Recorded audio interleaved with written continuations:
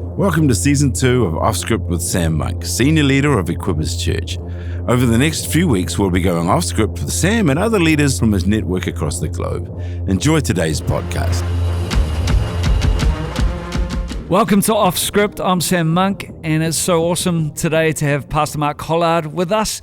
We're talking about leadership lessons, what's worked, what hasn't, and everything in between. Yep. Mark has been part of Equippers for a long time. We shared a little bit of his story in the last episode. So if you haven't listened to that, can I encourage you to download it, listen to it. But also, if it's been a blessing to you, if any of these off-script episodes have been a blessing to you, share it, like, subscribe, and get the word out. Today, we're going to talk a little bit about timing. I know you were a drummer back in the day. I was. Yeah, I still am. You never lose it. You never lose it. Well, I won't ask you for a drum solo or anything like that. But timing's really important, when it comes to music, but it's also important when it comes to leadership. And there's many times in my life I know that I'm thinking, this is a God thing, but it's been the wrong time. Totally. And my timing, I've heard the right thing, but my timing's off. Yeah. And I'm sure that's been the case for you. So let's just open that up, because I feel like there's many people today, they know the sense of call. They have a promise in their heart, but somehow they've just, like, the timing's off. Yeah. It's like, I'm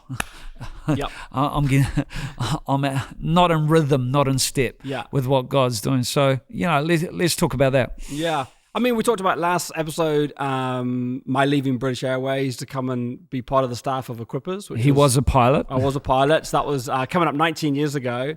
And I think that's one of the occasions where the timing was right. I think the timing was nailed on that. Yeah. And I think part of the reason the timing was right was because I was not the only one making the decision. Yeah, okay. I've discovered in life, when I am the sole decision maker around the timing of things, very often I don't get it quite right. Wow. Whereas at that moment, your dad, Pastor Bruce, was involved, and others were involved, and there was a witness in people's spirit. Monica, who just literally got married, and left British That's Mark's wife. Yeah, sorry, Monica, my wife, and got married, and then left British Airways a few days later. But there was a witness, and I think part of getting the timing of God right is submitting it to a wider group of people and saying, hey, what do you think? Yeah. I actually remember, I don't know if you remember this, Sam, I remember a critical moment in my leadership journey when I had just finished leading Equippers Church in central London, and that I'd been doing that for probably 12, 13 years into my journey at that point. And I just came to the point where that season was over, and I had some options. And one of the options was I had in my heart to plant a church in Birmingham in the UK, which is a big city, 5 million people, and had some prophetic words around it. So there was definitely some spiritual stuff about it.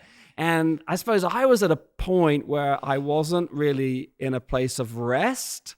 Yeah. I was in a place of grappling. Yeah. Like, what's next? Yeah. That season's ended. Okay, we know that's over, but I don't know what's next. And so I remember grappling around, and I had a few options. One was to move to Surrey, where I am now, and work with Pastor Peter Prothero. Another option was maybe come to New Zealand and help out there, or another option was to plant a church. And for whatever reason, I had got it in my mind that the planning church was the right option. But I'm so grateful that I was smart enough to submit it to a number of good people. And you've been one of them. And I remember you just said to me, I think that might happen, but I don't think it's now. Yeah. And my gosh, I am forever in your gratitude for that moment, because I think truly it would have been the worst thing I could have done. I would have gone from probably quite a tough season into another tough season with a young family, not out of strength, not out of overflow. And who knows what will happen in the future. But that was an instance where my timing was off. And I would have made I really do think quite a catastrophic mistake. Like, God's gracious, so who knows what would have happened. Yeah. But man, I think I would have put my life in a lot of pain. Well, I don't think your timing was off because you submitted it. Okay, yeah, true. Yeah. So the key thing in that is the way I feel like we learn timing is when there's a witness to what we feel in our heart. True.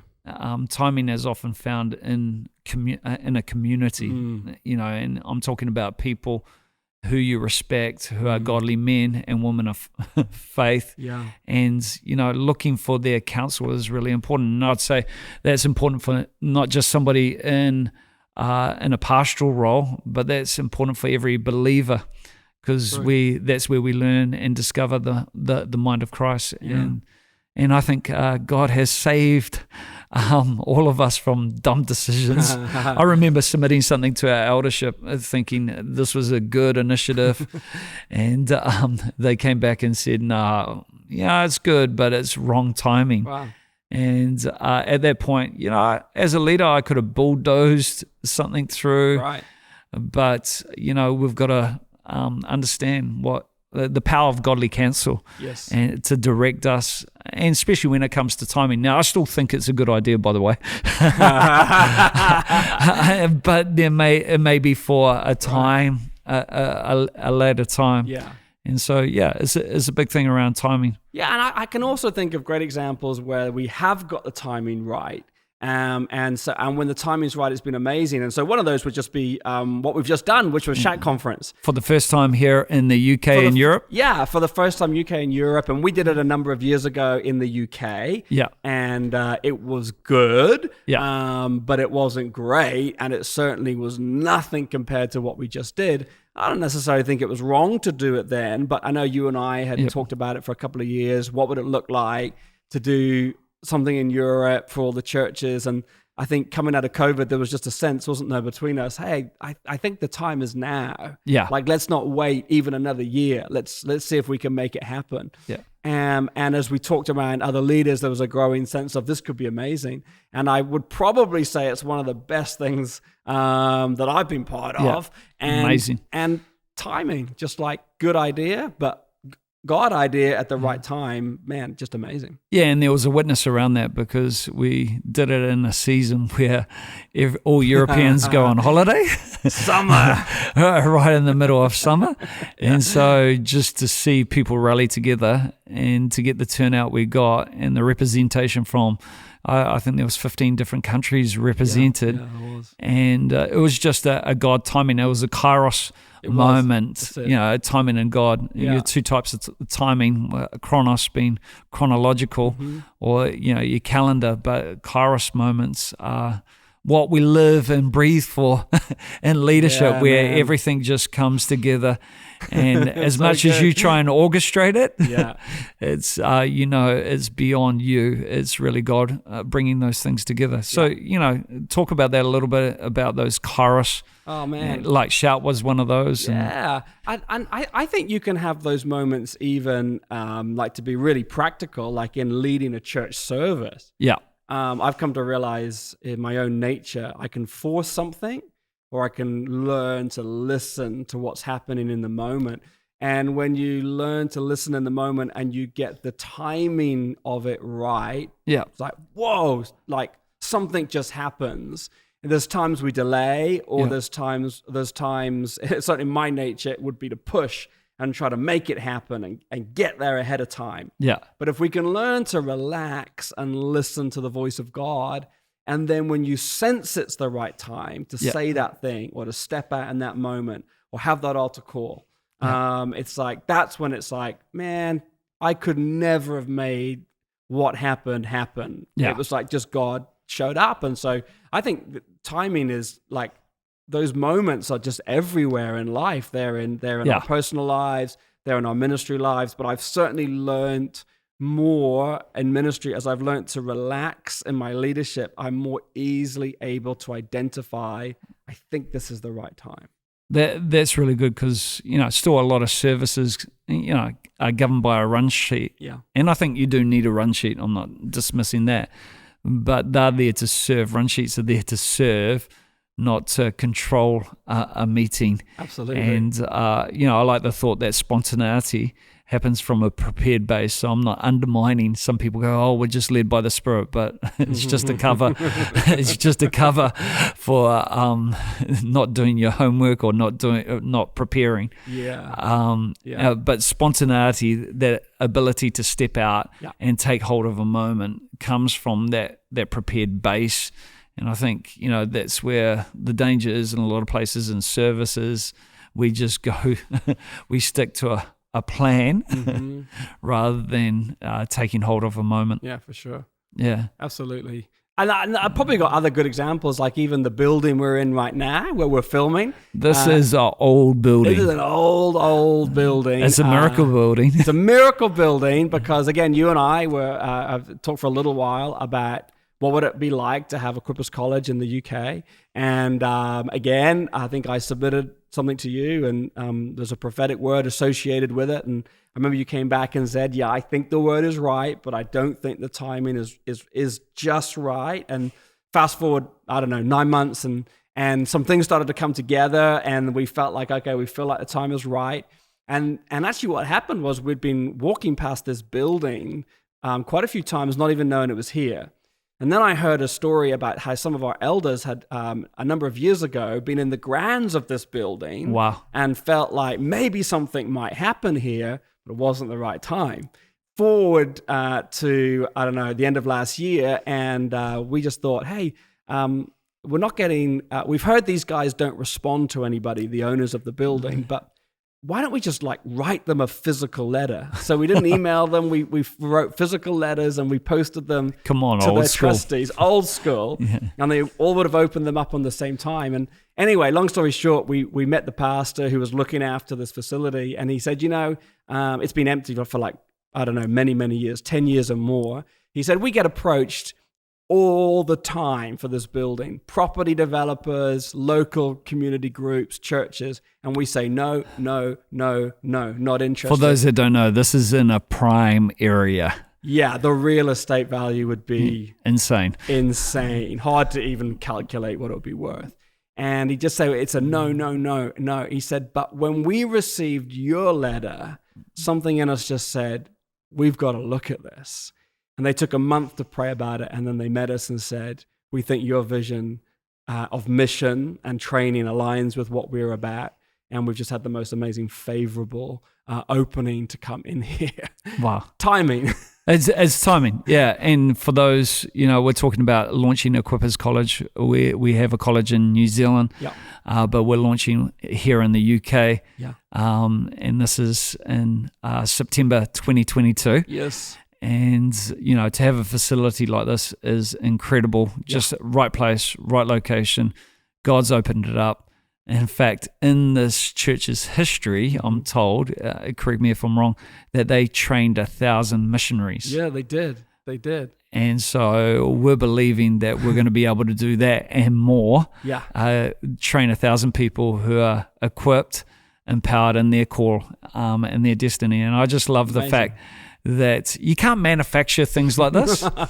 And I think in leadership, a lot of people, we've got to strategize, we've got to have a plan, but it's ultimately God who goes ahead of us. And I think those moments are what we live and breathe for in leadership, because when God brings something together, it just... talk about it. It releases the confidence. Oh, for sure. Yeah. So the confidence, just in terms of the recruitment. Yeah.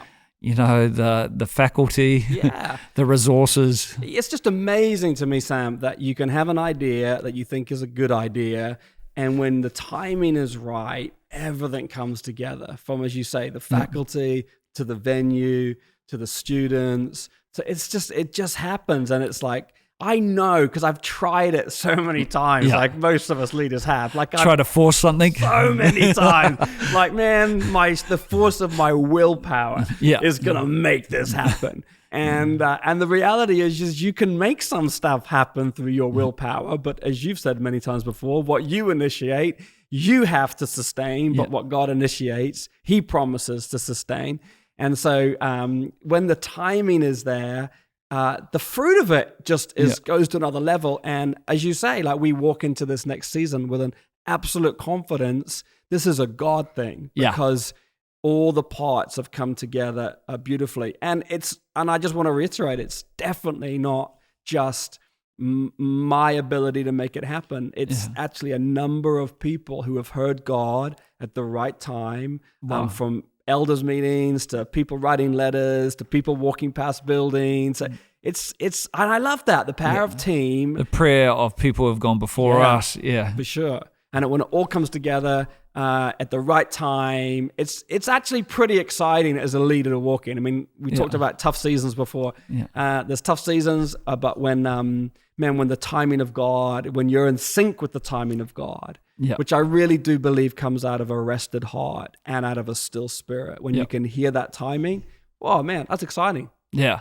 And that's the dangers. We all get a revelation from God. Old Testament, Abraham, father of faith, he had this revelation as to what God wanted to do. Look up, count the stars if you're able, so your descendants shall be. But the danger is we try and fulfill that call in the flesh. Totally.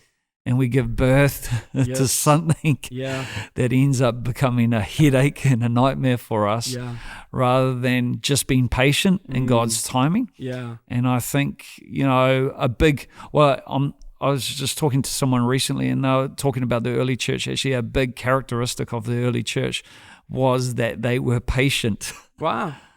They were patient. It was one of the things that distinguished them, is that they were able to hold on even when things were seemingly in opposition to what they felt in their heart. And I feel as leaders, sometimes the very thing that we're believing for, our situation and circumstances, are like speaking against those things, but it's that patience.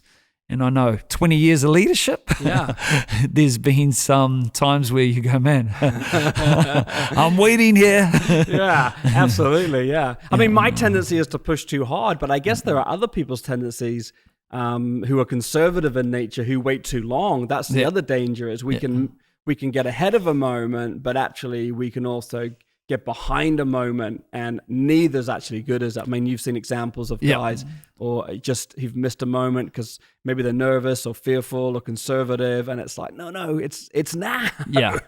Well, I think, God instructed the Israelites in different occasions. There was times he said, pursue and you'll overtake your enemy, pursue, go after. There's other times he says, stand still and you'll see the salvation of your God. True. And the danger is we just employ the same strategy all the time. Wow, standing still. True. I'm standing still because saying pursuing, or we're pursuing with God saying stand still.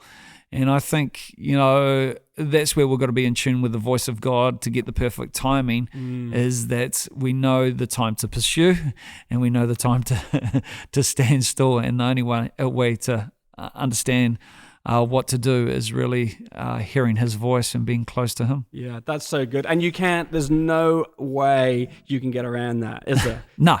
There's just you just have to draw close to him and listen hard, but not freak out about it at the same time. Well, I think, a lot of people make plans, and it's good to make plans, but all the best strategies, over the last 2 years with COVID, I mean, those went out of the window. Is like, in the end, God is the beginning and the end. He's the Alpha and the Omega, and his ways are higher than our ways. And one thing I love to think is he's for us. And, over the years, we just can see God's hand on Mark and Monica's life, the church here, and we're excited about the season that they're entering into. So thanks for being with us today. This is Off Script. I'm Sam Monk. If this has helped you in any way, please like, subscribe, share, and we'd love to see you back here for the next episode. Thanks for listening to Off Script with Sam Monk. If you found this podcast helpful, make sure you pass it on. We love your feedback, so drop us a line about what topics you'd like to hear about on Off Script with Sam Monk.